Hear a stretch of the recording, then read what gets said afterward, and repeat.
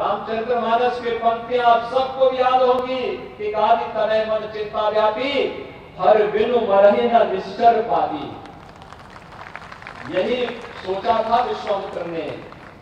और महर्षि विश्वामित्र के ही पूज्य पिता की राजधानी हुआ करती थी, उन्हीं की राजधानी का हिस्सा था ये गाजीपुर, जो आज गाजीपुर के रूप में हम सबके सामने है। भारत के इतिहास को बनाने वाला जनपद, भारत और आर्यावर्त से राक्षसों का समूल नाश करने का संकल्प लेने वाला जनपद, और इस गाजीपुर का जो संकल्प था, यहां जन्मे और जिन्होंने अपनी कर्मभूमि के रूप में गाजीपुर को उस समय गाजीपुर के रूप में एक नई दिशा दी थी, महर्षि विश्वामित्र की परंपरा का एक जनपद महर्षि विश्वामित्र ने होते तो क्या आर्यावर्त की दो ताकतें अयोध्या और जनकपुर क्या एक हो पाता? आप सब अनुमान करिए कि जनकपुर की सभा में तो अयोध्या को निमंत्रण ही नहीं था, सीता स्वयंवर में अयोध्या को निमंत्रण नहीं,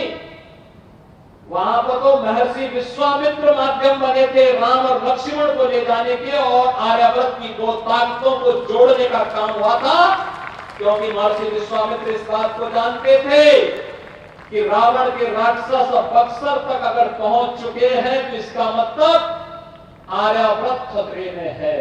और उस खतरे को सबसे पहली बार किसी ने पहचानने का प्रयास किया था, वह नाम था महर्षि विश्वामित्र का।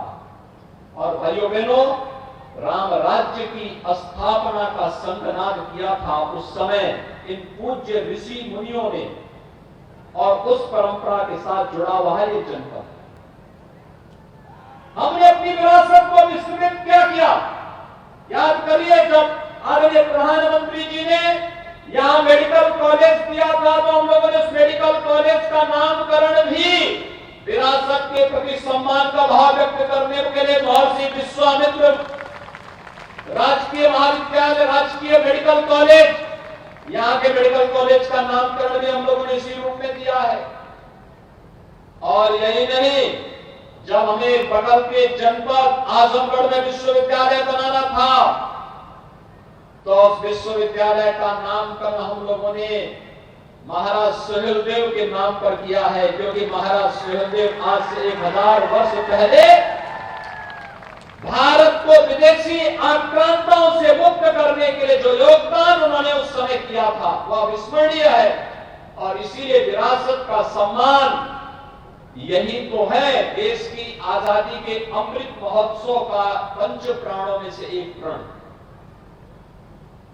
अगर हमें भारत को विकसित भारत बनाना है